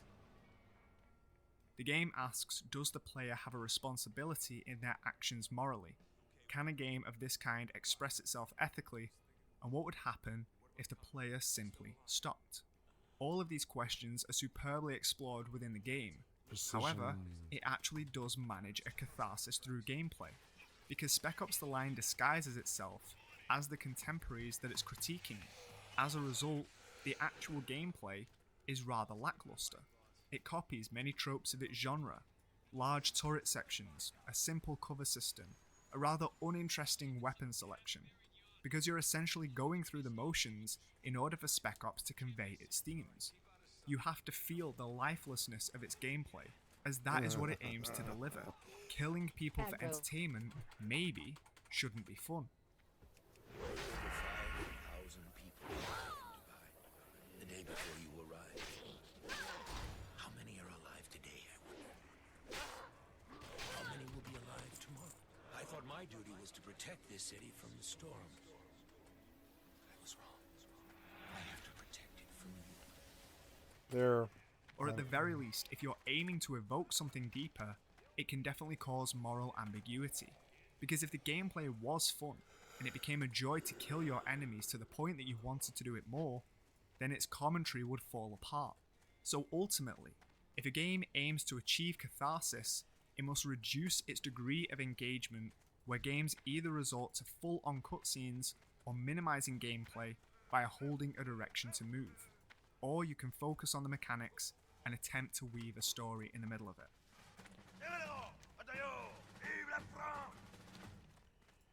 Because engagement is what instills those feelings of fun, and sometimes it can be the very idea of fun or entertainment which can reduce one's perception of a piece artistically. But with games, this is less so. The mechanics of how we measure That was the quality of a 19. film No, that's are different to Battle the Bad mechanics Company measured the 1. quality of a He video did game. Bad Company 1 for a Although the while. concept of fun is That's awesome. subjective, there are certain parameters by which games can be objectively measured as successful, as games can be exclusively measured by their technical aspects. And if certain aspects of art weren't objective, then we wouldn't be seeing general agreements to what is good and what isn't. To make a comparison, if a film had the right intention and was able to give a deep emotional resonance in certain elements, but it was shot terribly, had obnoxious editing that interfered tonally, then it would by many counts be a failure. The technical aspects are a part of the artistic process, and virtuosity within those technical feats do enhance the art, but pure technical skill will never be art. Just as the drawing of a realistic portrait is not considered high. I want to play the new Super Mario Wonder. I have it, but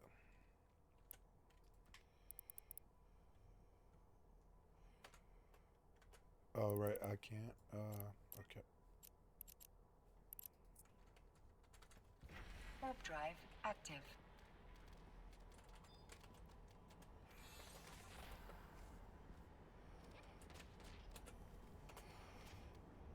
Oh wait, yeah, I was warping shopping or whatever, you gotta get them. Yeah, I did. I thought I left all those money gems there. I was like, no. How are we now? Good, winning. Yep. Yeah, the Jug Tiger is really nasty. It's too strong. They should have nerfed it.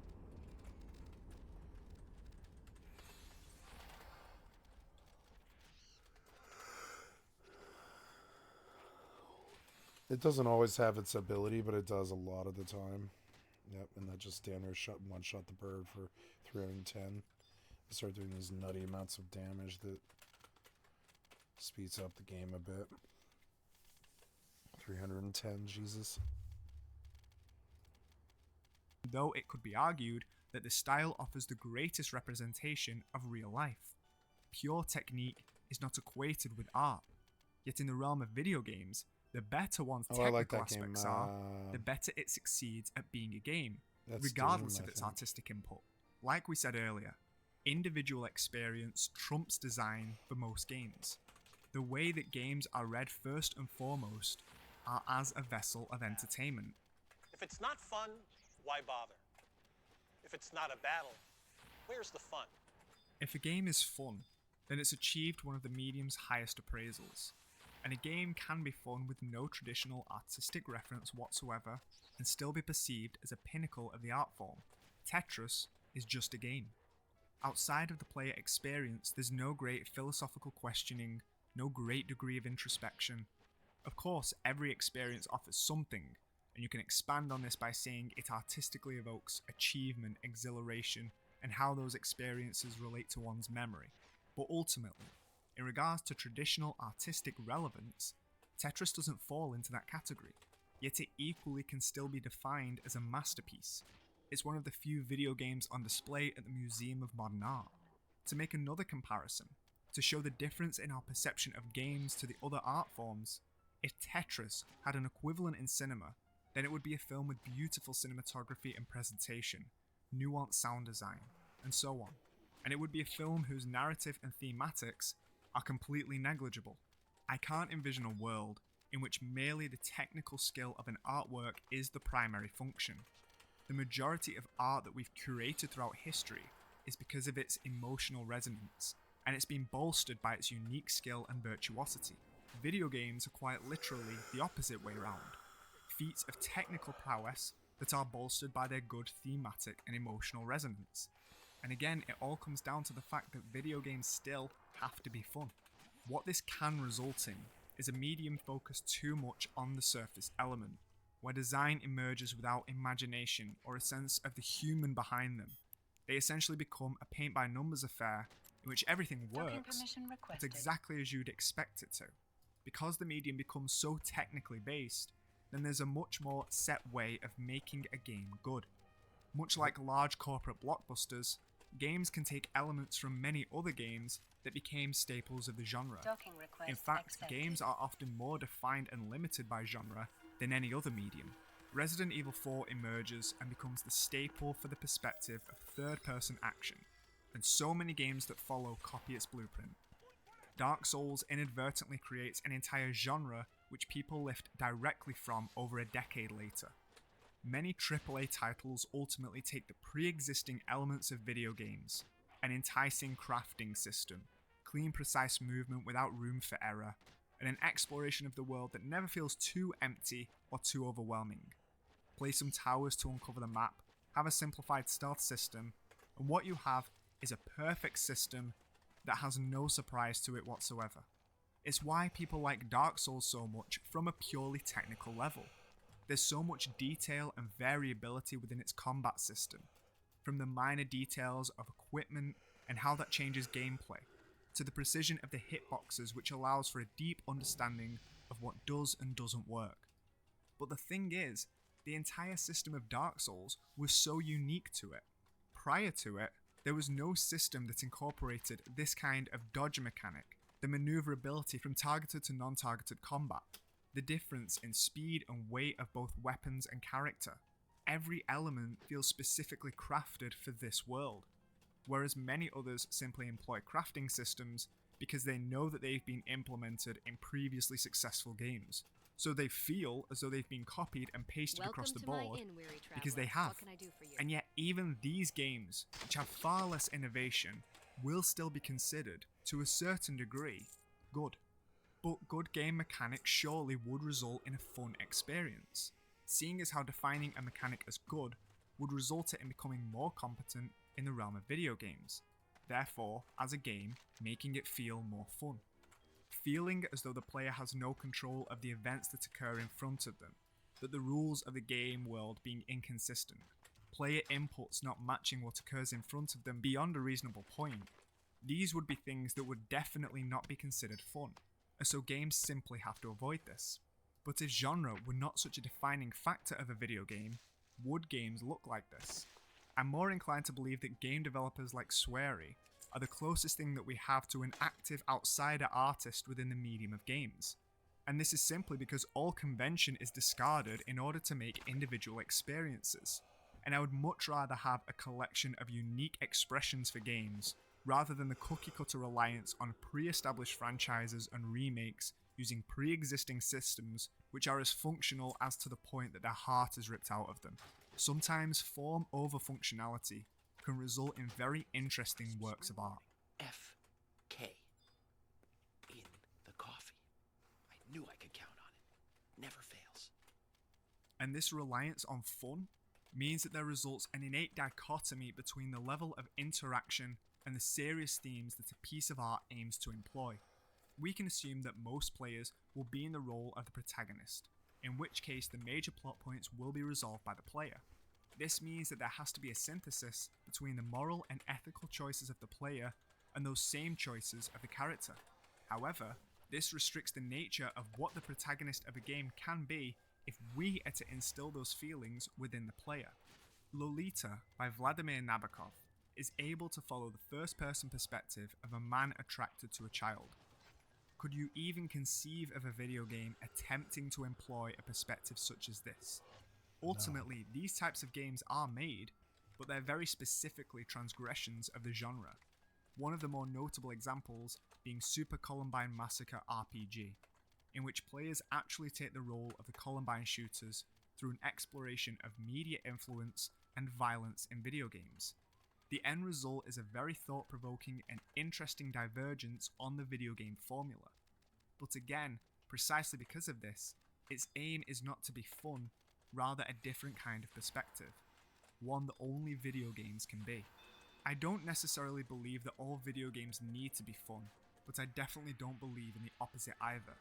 I also think that this establishes a binary within the medium wherein either focusing purely on the mechanics results in a very artificial and shallow experience, although an experience which is incredibly entertaining, or alternatively, that the experience itself isn't particularly satisfying, but does pose interesting avenues of thought. There are instances in the idea of a canon Thank you, Cinema Cartography.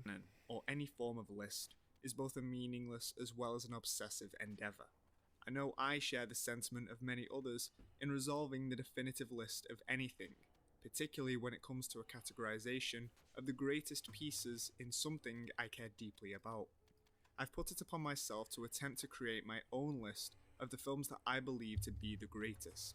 And with any list of this kind, there are always self-imposed rules and defining precisely what each person creating each list means by greatest.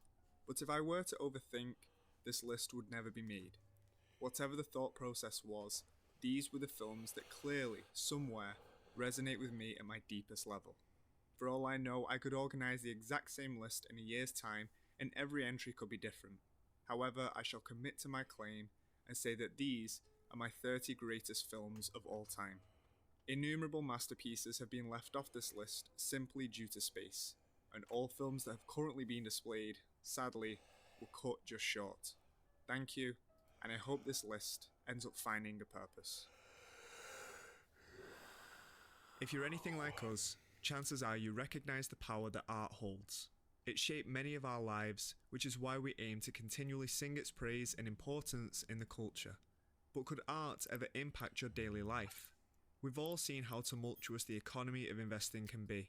Stocks, bonds, and the housing market are continually failing, and most people are disinterested in investing in that which they don't care about. This is why I'm excited to introduce our sponsor, Masterworks. Investing has become a necessity for financial freedom, so why not invest in a market you already know and love? Masterworks is an award-winning investment platform that allows you to invest in shares of contemporary art. For decades, high net worth investors have curated art collections partially as an investment. The value of a masterpiece can transcend time and place. With Masterworks, you can choose from many of your favourite artists, household names like Picasso, Banksy, and Claus. Contemporary art prices have outpaced the S&P 500 by 131% over the last 26 years. And the very timeless nature of art allows for diversifying any portfolio. Masterworks' last 3 sales have delivered 17.8%, 21.5%, and 33% net returns to investors. Offerings have sold out as quickly as 14 minutes, and new members are signing up every day. Over 550,000 people have signed up so far, and demand is growing as we speak. Cinema Cartography subscribers can skip the waitlist of the special link in the description. Number 30. Oldboy, directed by Park Chan-wook. If we were to simply judge the medium of cinema solely as a narrative-based medium, then Oldboy would remain as highly resonant a piece as film could achieve. A man is mysteriously kidnapped and kept alive for 15 years, alone in a room. His torture is that of a totalitarian kind. He remains fed, groomed, even with access to television and the goings-on of the outside world. He's alive, it is anything but living.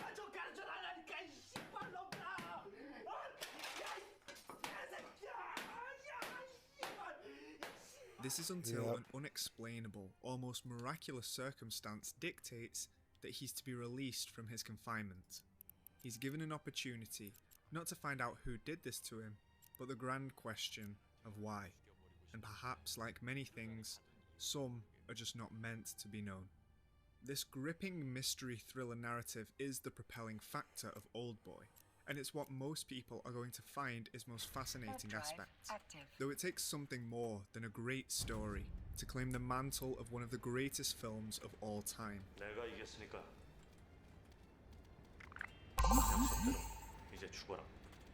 I have to comment on the transgression Oldboy has of the great tradition, the immemorial storytelling of the tragedy.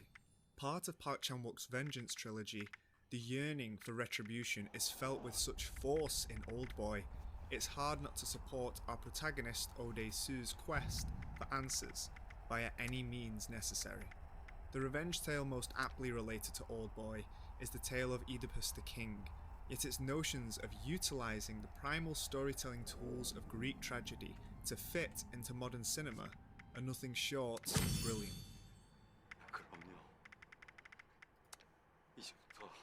Number 30. Oldboy, directed by Park Chan-wook. The mastery of mise-en-scène delivers an ostentatious and almost melodramatic aura that swallows the film whole. Alldayerrydaybaby is animalistic, the complete embodiment of vengeance, resulting in operatic scenes such as the hallway fight that flood the frame with his overwhelming fervour.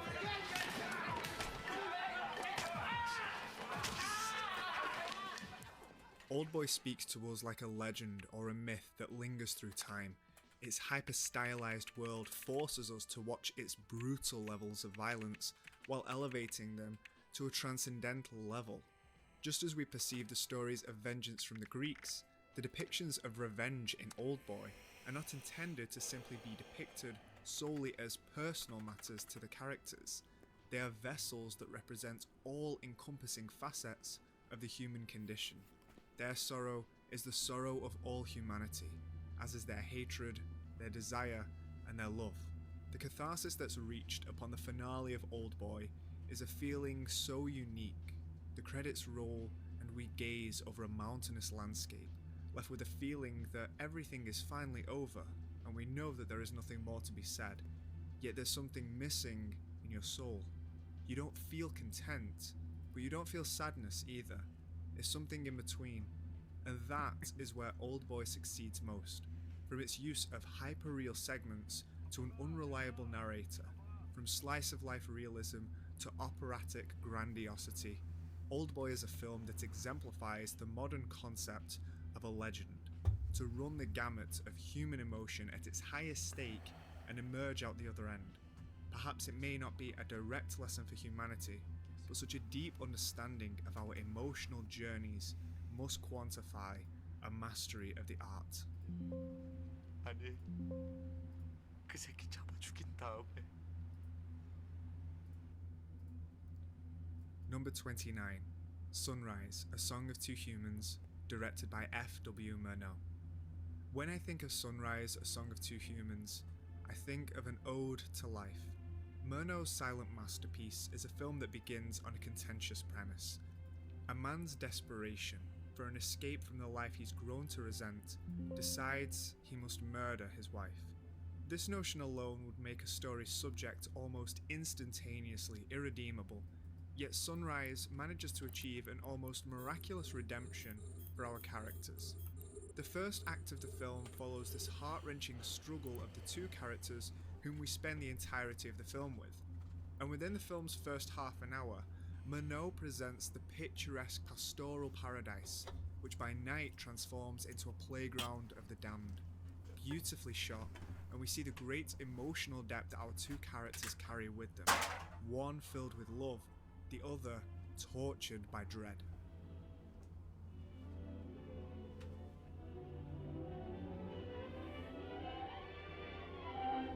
Gonna get some ice.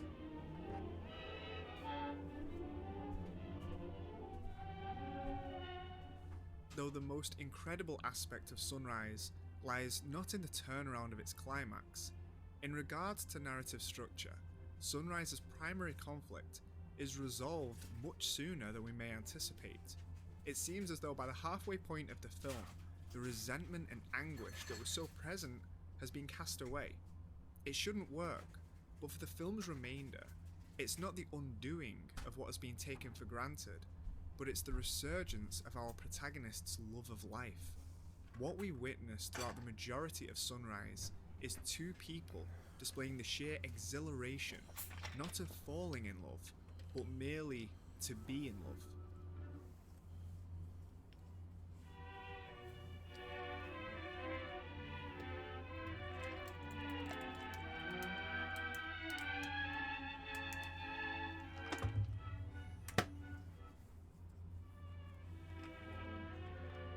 Sequences of taking photos, enjoying food, dancing, the simplest gestures heightened to the completely joyous experience of what it is to simply be alive, to be That's two quite a humans. shot.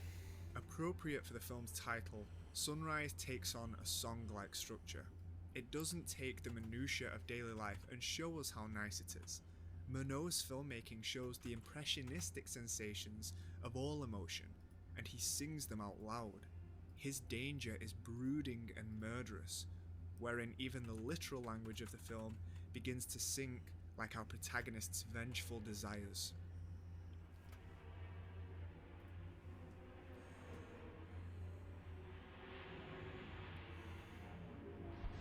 And in the same breath, our expressions of love teleport us to the heavens where nothing else matters.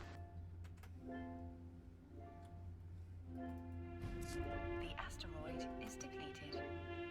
The initial redemption that occurs in Sunrise asserts the power of one another's love, but in an incredible feat of storytelling, our two characters must brave the very power of nature itself, putting their love to the ultimate test. Yet as we watch these characters grow, we watch as their love has overpowered everything it has encountered thus far. It's become the most important thing in their world. Sunrise, A Song of Two Humans, thus creates a redemption for all life, as if just life itself is beautiful enough to redeem all sin. To watch this film is to feel a deep love for the life that... I'm going to see something real quick just because I'm curious. Apparently there's a Fallout 76 expansion coming here on December 5th called Atlantic City. And I want to see if they're adding gambling, because that would be very good. Yeah, let's see. This is the trailer, I guess. Oh yeah, look, hey, this came out 7 hours ago. This is pertinent, yeah.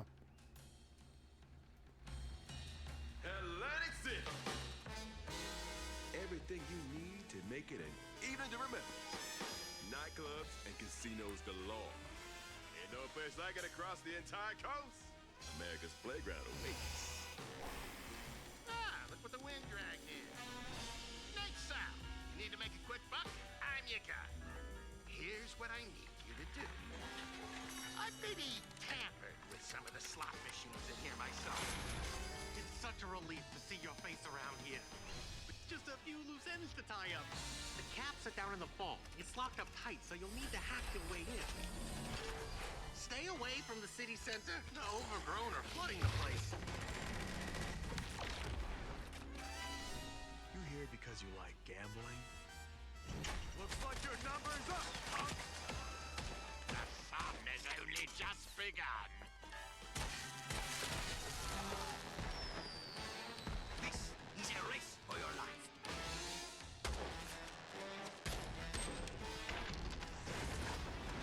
Welcome to the game. We'll tell you what you're in for. In this game, we, the players, must provide the show. Entertainment, comfort, adventure. Atlantic City has it all. Sometimes even more than you bargained for. Cool. I hope they're adding gambling. Let's see if gambling, Fallout 76, Atlantic City, gambling, question mark.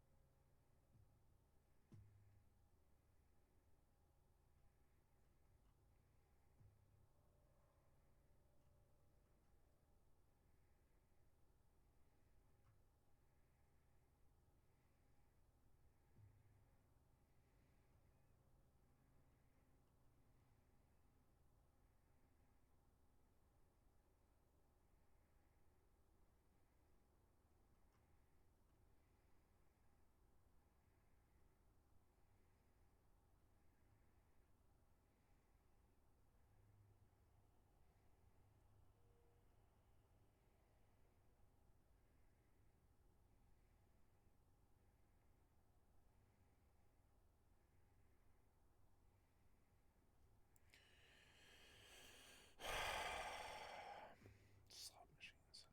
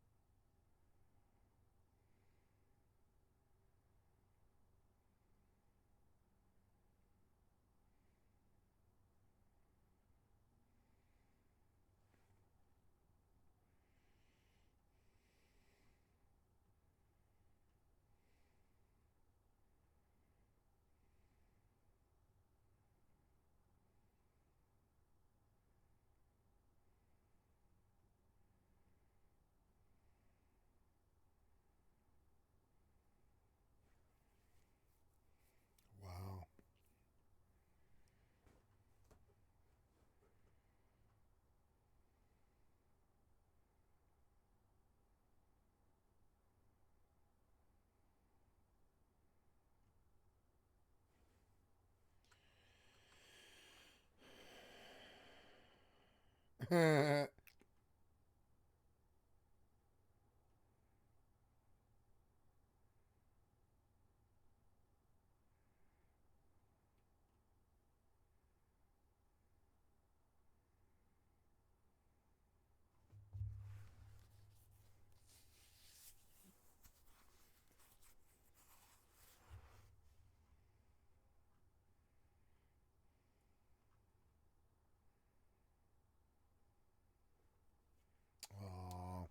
G.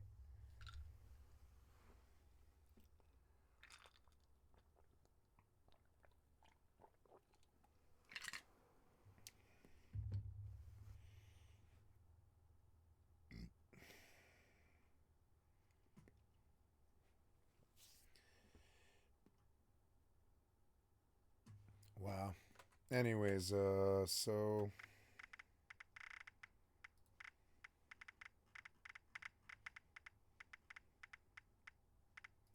nice legendary script.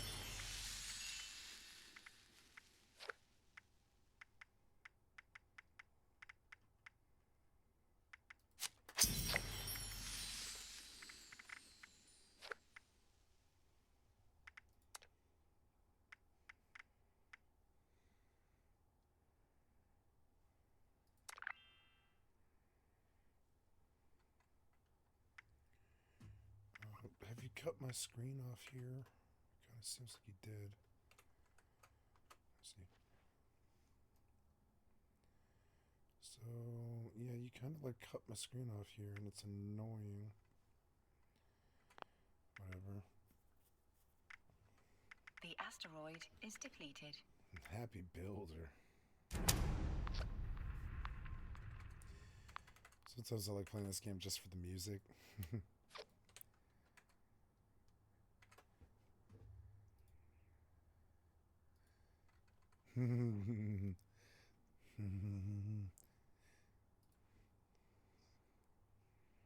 Still no step on snack.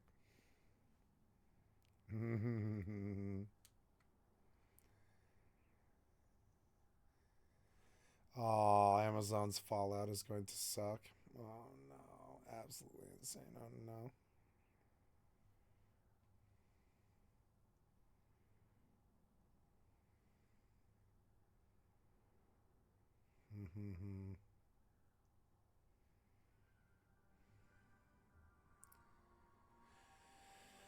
Oh no. Hello, guys and gals. Wait, what did I just see?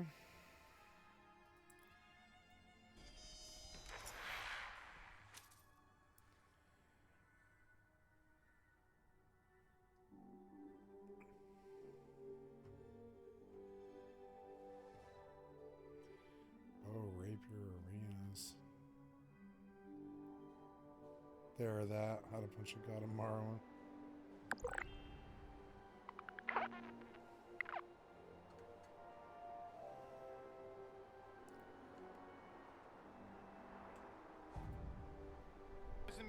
Thank you, Some Ordinary Gamers. Wow, this is from 5 hours ago. Very pertinent. Thank you, Some Ordinary Gamers, for the excellent content of my stream. I've liked it's up to your channel. This is very weird. I want you to reload.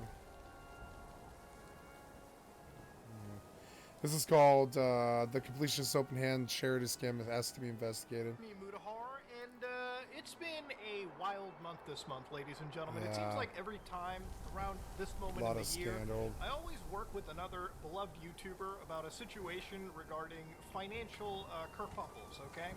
I remember it was literally around this year, we were doing like Save the Kids, we were doing Rubet investigations, and if you've been following my channel, you've noticed that I've covered Gerard the Completionist and his associated charity foundation, the Open Hand Foundation. So to give you an idea, to recap the story, me and Carl Jobs, another YouTuber, 2 weeks ago started looking into the public 990 PF tax filings of the Open Hand Foundation.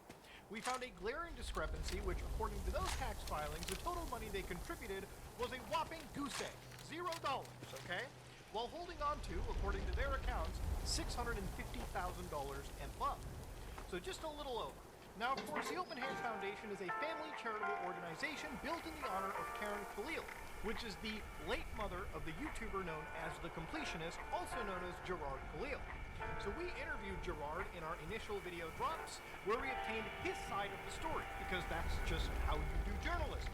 So in this situation, Gerard even told us that the money is still currently in an account. To answer your question, Carl, I don't have an answer. You know, I think that's my fuck up. I have personally donated to AFTD and Alzheimer's Association over the years, and that's where, again, I assumed the money was going there to support them as we were talking negotiations. about working with them, I don't really have a true answer for that, and that's on me completely, and I will own up to that. But you know, again, it doesn't matter. You guys are going to say what you're going to say, and I can't stop it. But the important thing is that all the money is still in the account. None of it's spent erroneously. It's all above board.